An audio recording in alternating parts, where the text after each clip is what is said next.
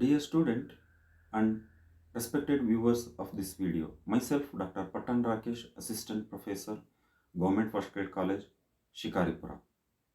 In this video class, I am trying to explain about strategies for restoration of physical and mental health of old age. ಈ ಒಂದು ತರಗತಿಯಲ್ಲಿ ವೃದ್ಧರಿಗೆ ಸಂಬಂಧಿಸಿದಂತಹ ದೈಹಿಕ ಮತ್ತು ಮಾನಸಿಕ ಆರೋಗ್ಯ ಅಥವಾ ಮಾನಸಿಕ ರೋಗಗಳಿಗೆ ಸಂಬಂಧಿಸಿದಂತೆ ಹೇಗೆ ಅವರು ತಮ್ಮ ದೈಹಿಕ ಮತ್ತು ಮಾನಸಿಕ ಆರೋಗ್ಯವನ್ನು ಪುನರ್ಸ್ಥಾಪಿಸಿಕೊಳ್ಳಬಹುದು ಅನ್ನುವ ನಿಟ್ಟಿನಲ್ಲಿ ಯಾವೆಲ್ಲ ತಂತ್ರಗಾರಿಕೆಗಳನ್ನು ಬಳಸ್ಕೊಳ್ಬಹುದು, ಯಾವೆಲ್ಲ ತಂತ್ರಗಾರಿಕೆಗಳನ್ನು ಅವರು ತಮ್ಮ ಜೀವನದಲ್ಲಿ ಅಳವಡಿಸಿಕೊಳ್ಬಹುದು ಅನ್ನೋ ಒಂದು ವಿಷಯದ ಕುರಿತಾಗಿ ಇಲ್ಲಿ ಚರ್ಚೆ ಮಾಡಲು ಬಯಸ್ತಾ ಇದ್ದೇನೆ. Moreover, we have to understand about one thing, that is old age, it is an decline age. ಅತಿ ಮುಖ್ಯವಾಗಿ ನಮಗೆ ಒಂದು ವಿಷಯ ಗೊತ್ತಾಗಲೇಬೇಕಾಗ್ತದೆ. ಅದೇನಪ್ಪ ಅಂತಂದರೆ, ವೃದ್ಧಾಪ್ಯ ಅಂತಕ್ಕಂಥದ್ದು ಅದು ಒಂದು ದೈಹಿಕವಾಗಿ ಮತ್ತು ಮಾನಸಿಕವಾಗಿ ಕ್ಷೀಣಿಸ್ತಕ್ಕಂತಹ ವಯಸ್ಸು. Such a kind of decline will reason for physical and mental illness. ಆ ರೀತಿಯಾದಂತಹ ದೈಹಿಕ ಕ್ಷೀಣಿಸುವಿಕೆಯು ಕೆಲವೊಂದು ದೈಹಿಕ ಮತ್ತು ಮಾನಸಿಕ ರೋಗಗಳಿಗೆ ಕಾರಣ ಆಗ್ತದೆ.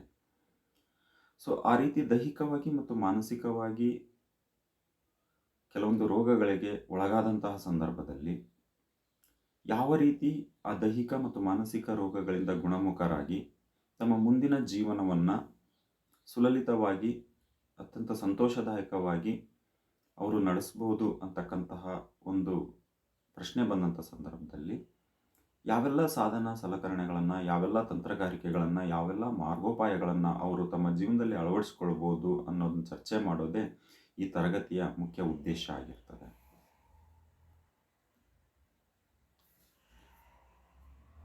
Before going to understand about the strategies of restoration of physical and mental health of old age, first we have to understand about the concept of strategy. Strategy is a general plan to achieve one or more long-term or overall goals under condition of uncertainty. ತಂತ್ರಗಾರಿಕೆ ಅಂತಂದರೆ ಒಂದು ಅನಿಶ್ಚಿತತೆಯ ಸಂದರ್ಭದಲ್ಲಿ ಅಥವಾ ಯಾವುದಾದರೂ ಒಂದು ಸಮಸ್ಯೆ ಇರತಕ್ಕಂತಹ ಸಂದರ್ಭದಲ್ಲಿ ಅದರಿಂದ ಹೊರಬರಲಿಕ್ಕೋಸ್ಕರ ನಾವು ಹಾಕಿಕೊಳ್ತಕ್ಕಂತಹ ಒಂದು ಅಲ್ಪಾವಧಿ ಅಥವಾ ದೀರ್ಘಾವಧಿಯ ಒಂದು ಯೋಜನಾಬದ್ಧ ಒಂದು ನಡವಳಿಕೆಗಳನ್ನು ನಾವು ತಂತ್ರಗಾರಿಕೆ ಅಂತಂದು ಕರಿಬೋದು. ಇನ್ನು ರೆಸ್ಟೋರೇಷನ್ ಅಂದರೆ ಪುನರ್ಸ್ಥಾಪಿಸುವುದು ಅಂತ ಅಂದರೆ ನಾವು ಏನೆಲ್ಲ ಕಳ್ಕೊಂಡಿರ್ತೀವೋ ಅದನ್ನು ಮತ್ತೆ ಯಾವ ರೀತಿ ಪುನರ್ಸ್ಥಾಪಿಸಿಕೊಳ್ಳಬಹುದು ಅನ್ನೋದು ಸ್ಟ್ರಾಟಜಿ. ಆದರೆ ಇಲ್ಲಿ ರೆಸ್ಟೋರೇಷನ್ ಅಂತ ತಂದರೆ ನಾವು ಕಳೆದುಕೊಂಡಿರ್ತಕ್ಕಂಥದ್ದನ್ನ ಪಡೆದುಕೊಳ್ಳೋದು. The restoration may be back to the physical health, the restoration may be back to the mental health, the restoration may be back to the social life, back to the family life. So ಈ ರೀತಿಯಾದಂತಹ ಒಂದು ಪುನರ್ಸ್ಥಾಪಿಸಿಕೊಳ್ಳುವುದಕ್ಕೆ ನಾವು ಪಡೆಯುವುದಕ್ಕೆ ನಾವು restoration ಅಂತಂದು ಕರಿಬಹುದು ಅಂತಂದು.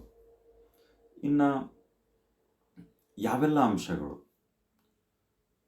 ಅಥವಾ ಯಾವೆಲ್ಲ ತಂತ್ರಗಾರಿಕೆಗಳು ಒಬ್ಬ ವೃದ್ಧನ ದೈಹಿಕ ಮತ್ತು ಮಾನಸಿಕ ಆರೋಗ್ಯವನ್ನು ತಂದುಕೊಡ್ತವೆ ಅಂತ ಅನ್ನೋ ಪ್ರಶ್ನೆ ಬಂದಂಥ ಸಂದರ್ಭದಲ್ಲಿ, in case of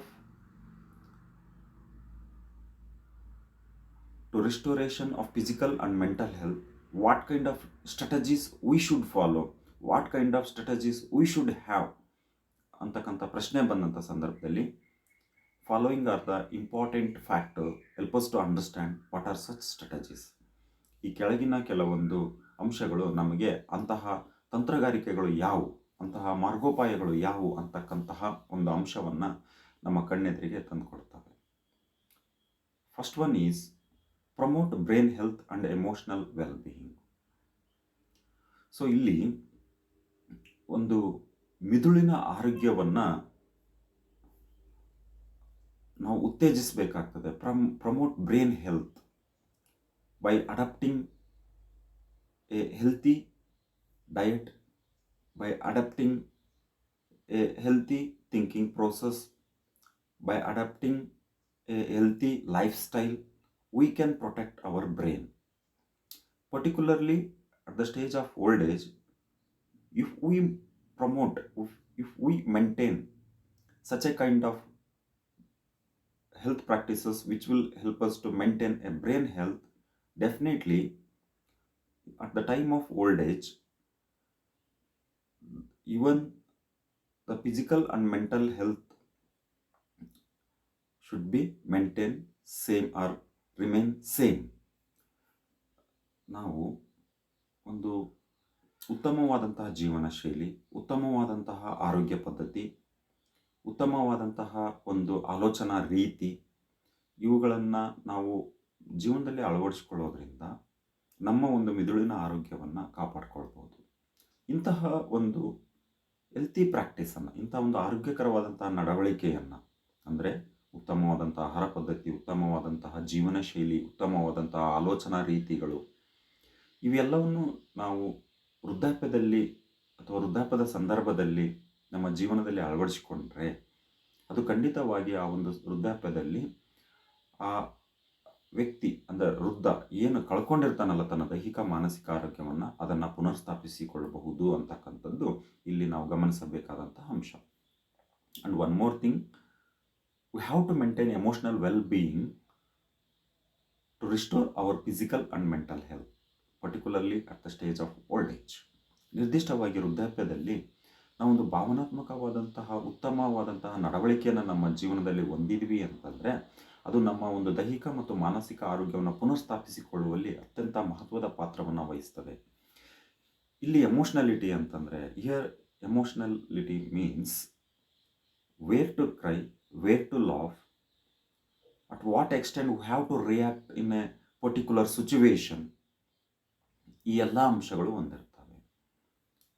ಅಂದರೆ ಇಲ್ಲಿ ಭಾವನಾತ್ಮಕ ನಡವಳಿಕೆ ಅಂದರೆ ನಾವು ಎಲ್ಲಿ ಅಳಬೇಕು, ಎಲ್ಲಿ ನಗಬೇಕು, ಮತ್ತು ಒಂದು ನಿರ್ದಿಷ್ಟವಾದಂತಹ ಸನ್ನಿವೇಶಗಳಲ್ಲಿ ನಾವು ಎಷ್ಟರ ಮಟ್ಟಿಗೆ ನಮ್ಮ ಒಂದು ಪ್ರತಿಕ್ರಿಯೆ ಇರಬೇಕು, ಈ ಎಲ್ಲವೂ ಕೂಡ ಎಮೋಷ್ನಲ್ ವೆಲ್ಬೀಯಿಂಗ್ನಲ್ಲಿ ಬರ್ತವೆ. ಈ ರೀತಿ ನಾವು ಎಮೋಷ್ನಲ್ ವೆಲ್ಬೀಯಿಂಗ್ನ ಮೇಂಟೈನ್ ಮಾಡೋದ್ರಿಂದ, ಅದನ್ನು ನಾವು ಒಂದು ಉತ್ತಮವಾದಂಥ ಭಾವನಾತ್ಮಕ ವರ್ತನೆಯನ್ನು, ನಡವಳಿಕೆಗಳನ್ನು ನಾವು ಹೊಂದೋದ್ರಿಂದ ನಾವು ಕಳ್ಕೊಂಡಿರ್ತಕ್ಕಂಥ ದೈಹಿಕ ಮತ್ತು ಮಾನಸಿಕ ಆರೋಗ್ಯವನ್ನು ಪಡ್ಕೊಳ್ಬಹುದು. ಇದು ವೃದ್ಧಾಪ್ಯಕ್ಕೆ ಸಂಬಂಧಪಟ್ಟಂತೆ ಹೇಳೋದಾದರೆ, ಈ promotion of brain health and emotional wellbeing, it is very important to maintain or to adapt in their life. Then second one is promote physical health. ನಾವು ದೈಹಿಕ ಆರೋಗ್ಯವನ್ನು ಉತ್ತೇಜಿಸಲೇಬೇಕಾಗ್ತದೆ, ಅಥವಾ ದೈಹಿಕ ಆರೋಗ್ಯ ಕಾಪಾಡುವಲ್ಲಿ ನಾವು ಅತ್ಯಂತಹ ಮುಖ್ಯವಾದಂತಹ ಗಮನವನ್ನು ಹರಿಸಬೇಕಾಗ್ತದೆ. ಯಾಕಪ್ಪ ಅಂತಂದರೆ, why we should maintain our physical health in the time of old age? The reason is very clear.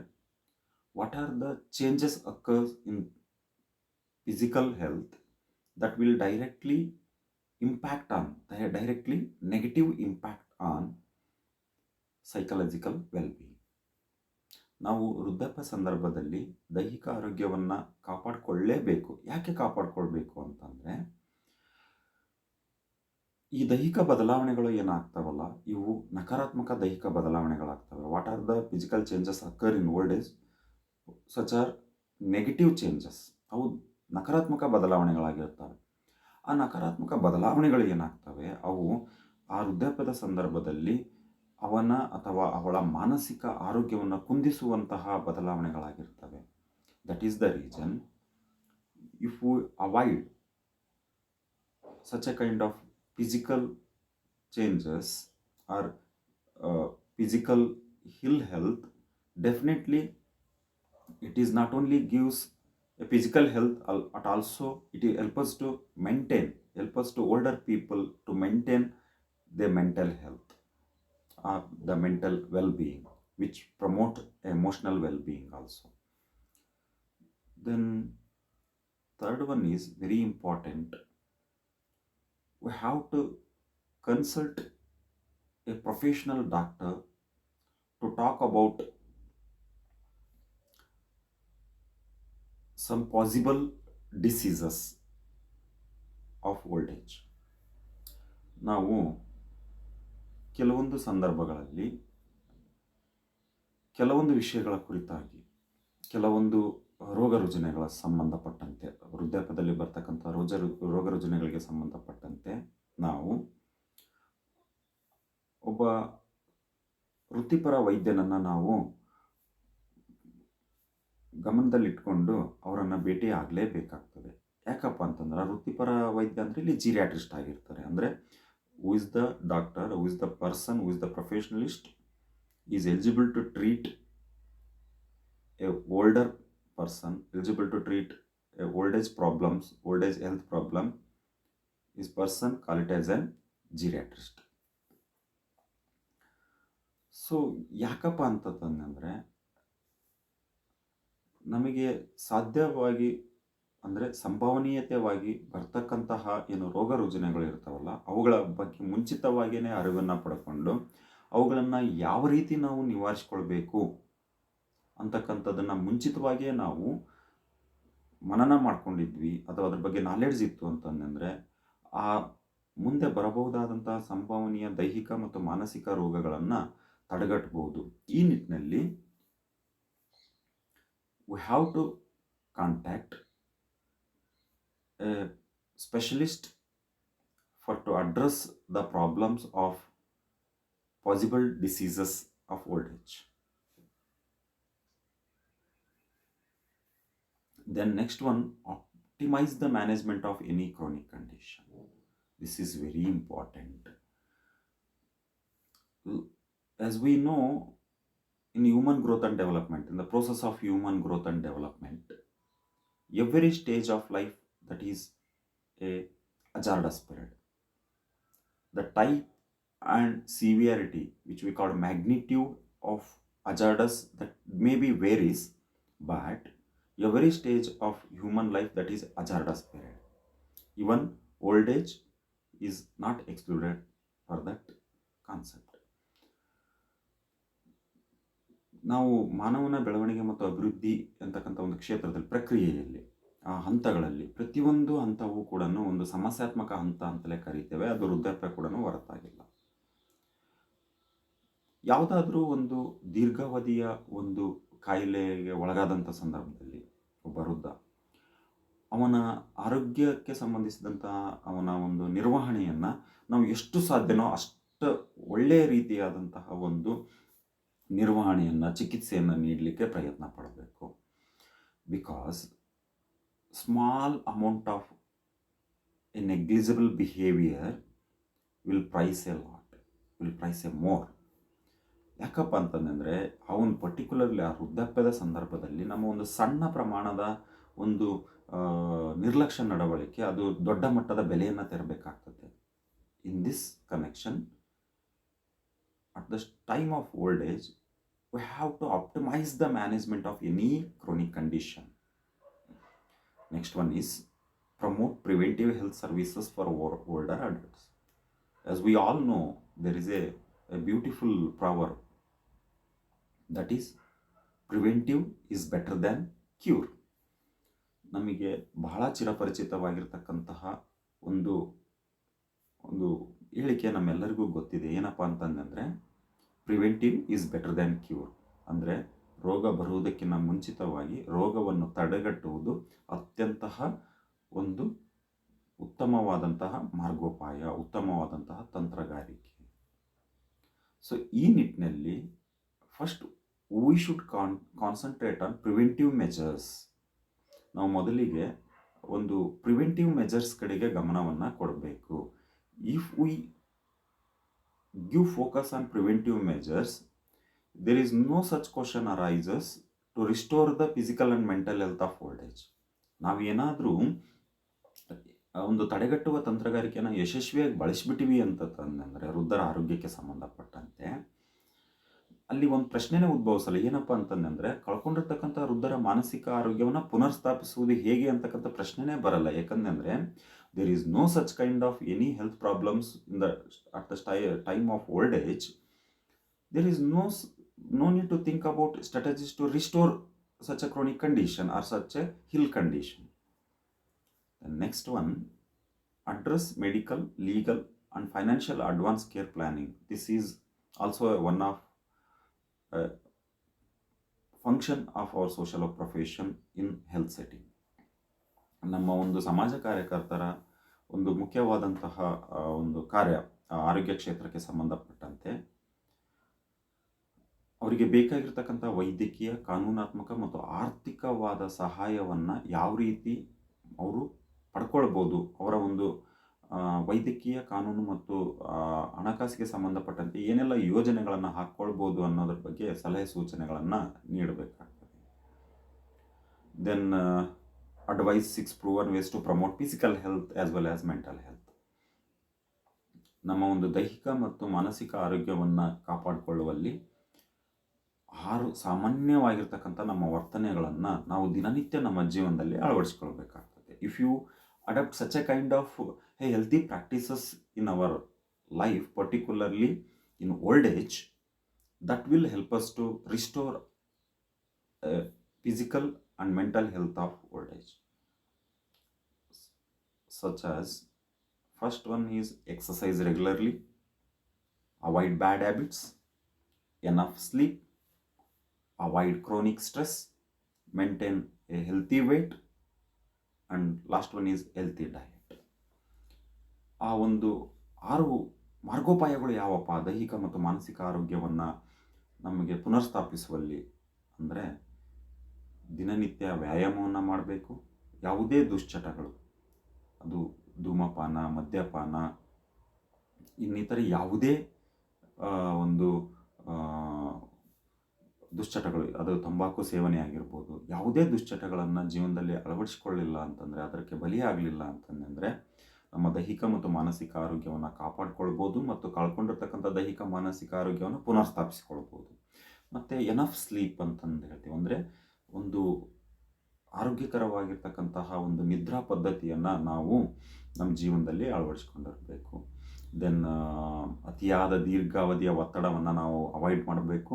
ಯಾವುದೇ ಒತ್ತಡವನ್ನು ನಾವು ದೀರ್ಘಾವಧಿಯವರೆಗೆ ಕೊಂಡೊಯ್ದ್ವಿ ಅಂತಂದರೆ ಅದು ಹಲವಾರು ರೋಗ ರುಜಿನಗಳಿಗೆ, ಅದು ದೈಹಿಕ ಆಗಿರ್ಬೋದು, ಮಾನಸಿಕ ಆಗಿರ್ಬೋದು, ಹಲವಾರು ದೈಹಿಕ ಮತ್ತು ಮಾನಸಿಕ ರೋಗಗಳಿಗೆ ಎಡೆ ಮಾಡಿಕೊಡ್ತದೆ. ಅದಾದ ನಂತರ 5ನೇ ಒಂದು strategy, maintain a healthy weight. It is about somatic balance. ಇದು ನಮ್ಮ ದೈಹಿಕ ಒಂದು ಸಮತೋಲನ, ದೈಹಿಕ ಒಂದು ರಚನೆಯ ಸಮತೋಲನಕ್ಕೆ ಸಂಬಂಧಿಸಿದ್ದು. ನಾವು ನಮ್ಮ ಒಂದು ಎತ್ತರ ಮತ್ತು ತೂಕಕ್ಕೆ ಸಂಬಂಧಪಟ್ಟಂತೆ ಯಾವತ್ತೂ ಅದನ್ನು ಮೇಂಟೈನ್ ಮಾಡಬೇಕಾಗುತ್ತೆ. 6th one is very important, healthy diet. ನಾವು ಉತ್ತಮವಾದಂಥ ಆಹಾರ ಪದ್ಧತಿಯನ್ನು, ಒಂದು ಆರೋಗ್ಯಕರವಾದಂಥ ಆಹಾರ ಪದ್ಧತಿಯನ್ನು ಹೊಂದಿರಬೇಕಾಗ್ತದೆ. ಸೊ ಈ ಎಲ್ಲ ವಿಧಾನಗಳನ್ನು, ತಂತ್ರಗಾರಿಕೆಗಳನ್ನು, ಮಾರ್ಗೋಪಾಯಗಳನ್ನು ಒಬ್ಬ ವೃದ್ಧ ತನ್ನ ಜೀವನದಲ್ಲಿ ಅಳವಡಿಸಿಕೊಂಡ ಅಂತಂದರೆ ಅವನಿಗೆ ಬರಬಹುದಾದಂಥ ಒಂದು ದೈಹಿಕ ಮತ್ತು ಮಾನಸಿಕ ಅನಾರೋಗ್ಯವನ್ನು ತಡೆಗಟ್ಬೋದು. ಮತ್ತು ಇನ್ ಕೇಸ್ ಏನಾದರೂ ಅವರು ಆಲ್ರೆಡಿ ದೈಹಿಕ ಮತ್ತು ಮಾನಸಿಕ ರೋಗ ರುಜಿನಗಳಿಗೆ ಬಲಿಯಾಗಿದ್ದರು ಅಂದರೆ ಅದರಿಂದ ಹೊರಬರಲಿಕ್ಕೂ ಕೂಡ ಈ ಮಾರ್ಗೋಪಾಯಗಳು ಸಹಾಯಕ ಆಗ್ತವೆ ಅಂತಂದು ಈ ಸಂದರ್ಭದಲ್ಲಿ ನಾವು ಅರ್ಥ ಮಾಡ್ಕೊಳ್ಬೇಕಾಗ್ತದೆ. ಎಲ್ಲ ಡಿಸ್ಕಷನಿಗೆ ಸಂಬಂಧಪಟ್ಟಂಗೆ ನಾವು ಕೆಲವೊಂದು ಕ್ವಶನ್ಸ್ಗಳನ್ನು ಹಾಕ್ಕೊಂಡು ನಾವೇ ಆನ್ಸರ್ ಮಾಡ್ಕೊಳ್ಳಿಕ್ಕೆ ಪ್ರಯತ್ನ ಪಡೋದಾದರೆ, ವಾಟ್ ಈಸ್ ಸ್ಟ್ರಾಟಜಿ ಅಂತಂದರೆ ಕೊಟ್ಟಿರ್ತಕ್ಕಂಥ ಆಪ್ಷನ್ ಏನಿದೆ, plan, method, principle and theory ಅಂತಂದಿದೆ. ಇಲ್ಲಿ ವಾಟ್ ಈಸ್ ಸ್ಟ್ರಾಟಜಿ ಅಂತಂದರೆ ಈ ಒಂದು ಡಿಸ್ಕಷನ್ ಪ್ರಕಾರ ಹೇಳೋದಾಯ್ತಂದರೆ ಇಟ್ ಈಸ್ ಎ ಪ್ಲ್ಯಾನ್ ಅಂತಂದು. ಇದು ಒಂದು ಪ್ಲ್ಯಾನ್ ಅಂದರೆ ಯೋಜನೆ. ವಾಟ್ ಈಸ್ ರಿಸ್ಟೋರೇಷನ್ ಅಂತಂದರೆ process of reestablishment. It is a kind of profession. It is a process of losing old then none of the above ಅಂತಂದಿದೆ. ಅಂದರೆ ಇಲ್ಲಿ ರಿಸ್ಟೋರೇಷನ್ ಅಂತಂದರೆ ಏನು ಅಂತಂದರೆ 4 ಆಪ್ಷನ್ ಬಂದಿದೆ. ಈ 4 ಆಪ್ಷನ್ ನಾನು ಓದಿದೆ. ಅದರಲ್ಲಿ ಆನ್ಸರ್ ಯಾವುದಾಗುತ್ತೆ ಅಂದರೆ ಕೊಟ್ಟಿರ್ತಕ್ಕಂಥ 4 ಆನ್ಸರಲ್ಲಿ ಪ್ರೋಸೆಸ್ ಆಫ್ ರೀಎಸ್ಟಾಬ್ಲಿಷ್ಮೆಂಟ್ ಅಂದರೆ ಪುನರ್ಸ್ಥಾಪಿಸಿಕೊಳ್ಳುವ ಒಂದು ಪ್ರಕ್ರಿಯೆ.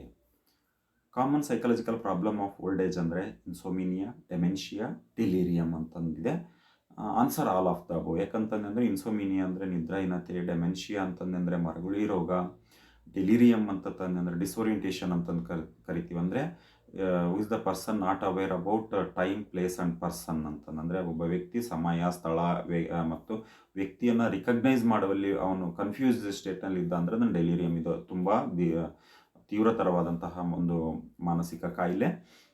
ಇವೆಲ್ಲವೂ ಕೂಡ ಓಲ್ಡ್ ಏಜ್ನಲ್ಲಿ ಅಂದರೆ ಓಲ್ಡ್ ಏಜ್ನಲ್ಲಿ ಬರತಕ್ಕಂಥ ಸಂಭವನೀಯತೆಗಳು ಭಾಳ ಇರ್ತವೆ ಅಂತಂದು. ಅದಕ್ಕೋಸ್ಕರ ಇವು ಮೂರು ಕೂಡ ಮಾನಸಿಕ ರೋಗಗಳು ಓಲ್ಡ್ ಏಜ್ನಲ್ಲಿ ಕಂಡುಬರುವ ಸಾಧ್ಯತೆ ಇರುವುದರಿಂದ ಆಲ್ ಆಫ್ ದ ಅಬೋ ಅಂತಕ್ಕಂಥ ಆನ್ಸರ್ನ ನಾವಿಲ್ಲಿ ಮಾಡ್ತಾ ಇದ್ದೇವೆ ಅಂತಂದು.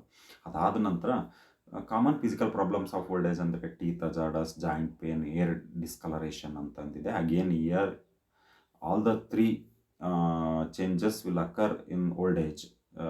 There is a possible to occur in old age. That is the reason here in this question all of the above is the answer. And fifth question is best advice for promote physical health ಅಂತ. ಅಂದರೆ ಒಂದು ಉತ್ತಮ ಆರೋಗ್ಯವನ್ನು ಕಾಪಾಡಿಕೊಳ್ಳಲು ಯಾವುದು ಉತ್ತಮವಾದಂಥ ಒಂದು ಸಲಹೆ ಅಂತಂದರೆ exercise regularly, avoid bad habits, enough sleep ಅಂತಂದಿದೆ. As we know, all three practices will help us to maintain physical as well as psychological health. That is the reason in this question the fourth option all of the above is the answer. So ಈ ರೀತಿ ನೀವು ನಿಮ್ಮಷ್ಟಕ್ಕೆ ಕ್ವಶನ್ಗಳನ್ನು ಹಾಕ್ಕೊಂಡು ನೀವೇ answer ಮಾಡ್ಕೊಂಡು ಒಂದು practice ಮಾಡಿದೆ ಅಂದರೆ ಖಂಡಿತ ಅದು ನಿಮಗೆ ಮುಂದೆ ಒಂದು ಕಾಂಪಿಟೇಟಿವ್ ಎಕ್ಸಾಮ್ನಲ್ಲಿ ತುಂಬ ಸಹಕಾರಿಯಾಗ್ತದೆ. ಇದಿಷ್ಟು ಕೂಡ ನಾವು ಓಲ್ಡ್ ಏಜಿಗೆ ಸಂಬಂಧಪಟ್ಟಂಗೆ ಅವರಿಗೆ ಬರ್ತಕ್ಕಂಥ ಸಂಭವನೀಯ ದೈಹಿಕ ಮತ್ತು ಮಾನಸಿಕ ಅನಾರೋಗ್ಯಗಳಿಗೆ ಸಂಬಂಧಿಸಿದಂತೆ ಅವುಗಳನ್ನು ಕಳ್ಕೊಂಡಿರ್ತಕ್ಕಂಥ ದೈಹಿಕ ಮತ್ತು ಮಾನಸಿಕ ಆರೋಗ್ಯವನ್ನು ಯಾವ ರೀತಿ ಪುನರ್ಸ್ಥಾಪಿಸಿಕೊಳ್ಳಬಹುದು ಅಂತಕ್ಕಂಥ ಒಂದು ಪ್ರಶ್ನೆ ಎದುರಾದಂಥ ಸಂದರ್ಭದಲ್ಲಿ ನಾವೇನು ಈ ಒಂದು ವಿಡಿಯೋ ಕ್ಲಾಸ್ನಲ್ಲಿ ಎಲ್ಲ ಅಂಶಗಳನ್ನು ಡಿಸ್ಕಸ್ ಮಾಡಿದ್ವಲ್ಲ, ಆ ಎಲ್ಲ ಅಂಶಗಳು ಕೂಡ ನಮಗೆ ಸಹಾಯಕ ಆಗ್ತವೆ ಅಂತಂದು ಈ ಮೂಲಕ ತಿಳಿಸ್ಲಿಕ್ಕೆ ಇಚ್ಛೆಪಡ್ತಿದ್ದೇನೆ. Thank you one and all.